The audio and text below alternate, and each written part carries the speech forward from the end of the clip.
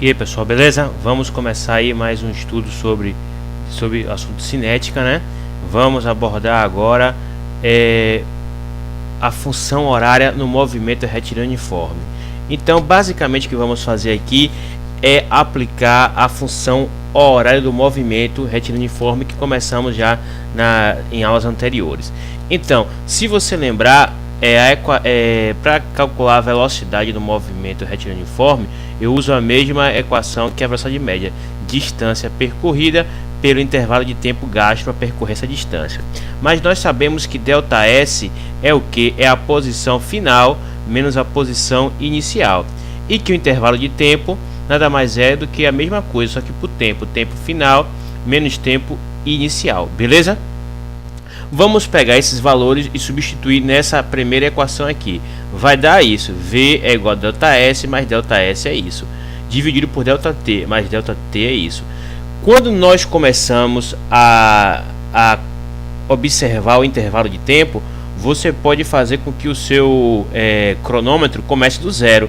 Então aqui eu posso colocar apenas um zero, e T menos zero vai dar T, é justamente o que tem aqui. Se eu passo esse T para cá, multiplicando o V, e esse S0 para cá, mudando o sinal de menos para mais, eu vou sair que S final nada mais é do que S inicial mais a velocidade vezes o tempo, beleza?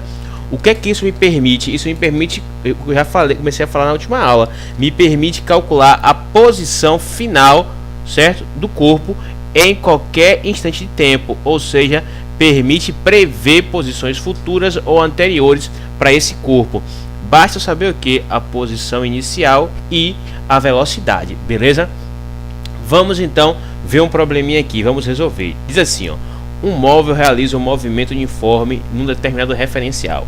Seus espaços variam com o tempo segundo os dados da tabela. Então tá aqui a tabela. A tabela eu tenho o tempo, certo? E a posição ou espaço, como ele diz, ocupado pelo corpo, né, nesse instante aqui. Então quando T é 0, a posição é 20. Quando o tempo é 1 segundo, a posição é 28 e assim vai.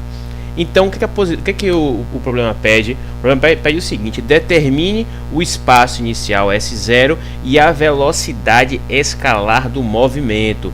Então, é fácil. Da tabela, observamos aqui, como eu falei, ó, quando a posição é 0, esse é o momento em que parte o corpo. Então, essa é a posição de que sai o corpo. Se essa é a posição da qual sai o corpo, essa é a posição inicial, 20. Beleza?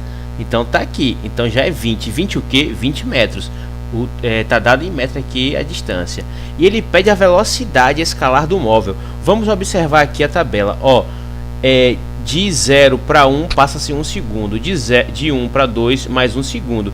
Então o tempo está aumentando a cada segundo. E perceba aqui, ó, de 20 para 28, 8.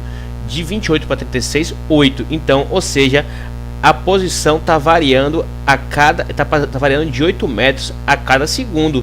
Então daqui você retira a velocidade, você vê que ela é constante, como falou realmente, e a posição muda 8 metros, certo, a cada segundo, ou seja, a velocidade é 8 metros por segundo, beleza? Então é o que tem aqui. Você pode já pegar lá da tabela a posição, você pega da tabela, né? Só achar onde o tempo é 0, certo? E para calcular a velocidade, você vai usar essa equaçãozinha aqui, né? A distância percorrida em um determinado intervalo de tempo. Então, se você fizer lá, aqui na tabela, 28 posição final menos 20 posição inicial, vai dar 8, dividido pelo intervalo de tempo, né? Você pegou aqui, você pegou esses dois trechos aqui. Então, 1 menos 0 dá 1, que é justamente o que tem aqui. Vai dar 8 metros por segundo. Você pode fazer usando a equação ou só analisando a tabela, como eu fiz inicialmente, certo? Ele diz assim, ele quer também o que? Ele quer o movimento é progressivo ou retrógrado.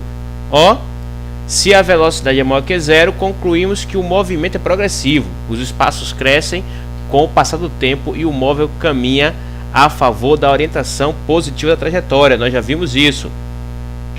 Ele pede também a função horária do movimento uniforme. Então, letra C, função, ele pede aqui qual a função horária do movimento. Então, nós sabemos que a fórmula geral foi o início da nossa aula, é essa aqui. Como é que eu faço? Pego a posição inicial, é 20, é dado.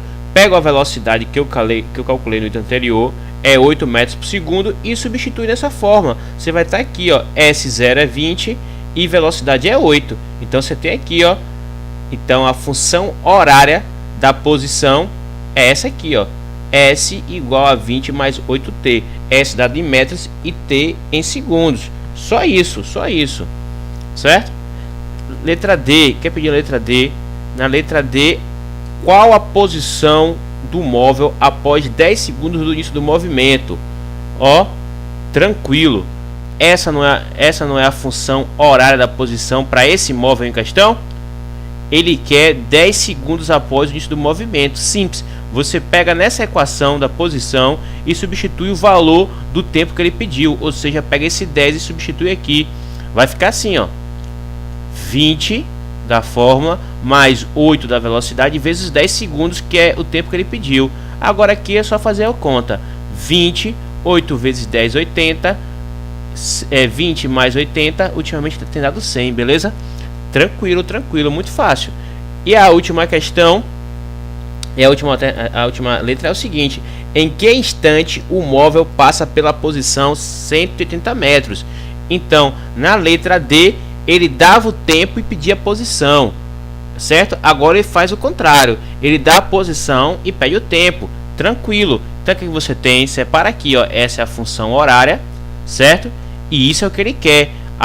Ele quer o tempo, certo, que o corpo vai levar para chegar na posição 180. Tranquilo. Só você pegar, substituir o S aqui, é 180, é a posição final, igual a 20 mais 8 vezes t.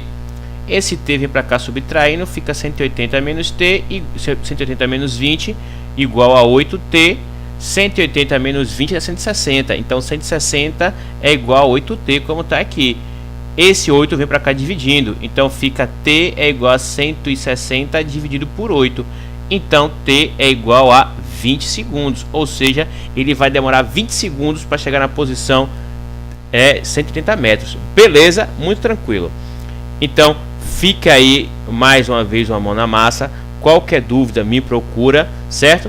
E o interessante, gente, para consumir esse material que eu estou disponibilizando é o seguinte: você ouvir todo o vídeo, ver todo o vídeo, certo? Prestar atenção. Depois você tentar fazer o exemplo resolvido sem olhar, certo? Se você tiver dificuldade, você olha na linha que você teve dificuldade, você olha lá no vídeo, certo? Por exemplo, eu cheguei até aqui, mas não consegui passar para a segunda linha. Eu olho só essa segunda linha aqui. Como é que foi a passagem? Aí eu tento fazer. Depois eu venho e faço aqui, certo? Você vai fazer isso aqui até você conseguir fazer sem olhar, até você dizer assim: bom, agora eu entendi. Então tá feito, é refazer até você entender. Se você não conseguiu fazer o que tá feito, não é? E tá aí, como é que você vai fazer um que não tá feito? Então você tem que fazer e memorizar, porque realmente é aquela coisa, né? Eu brinco sempre a questão da centopeia, né? Quando perguntaram a centopeia como é que ela anda com 100 patas, né? Ela parou de andar. Então o negócio tem que ser orgânico, tem que fluir, certo? Se não está fluindo organicamente, você está tendo dificuldade, não é? Então você vai ter que fazer os passos até memorizar, até interiorizar isso aí. Depois que você conseguir fazer esse exemplo resolvido e todos os outros exemplos que eu passo aqui, você vai para um exemplo não resolvido. E aí, por similaridade, você tenta, ou seja, com aspectos aqui nesse mão na massa similar a esse aqui, você tenta resolver o problema. É assim que você vai progredir nos estudos, beleza? É realmente fazendo o que está feito, é copiando o livro realmente, é assim, beleza? Forte abraço então, até mais.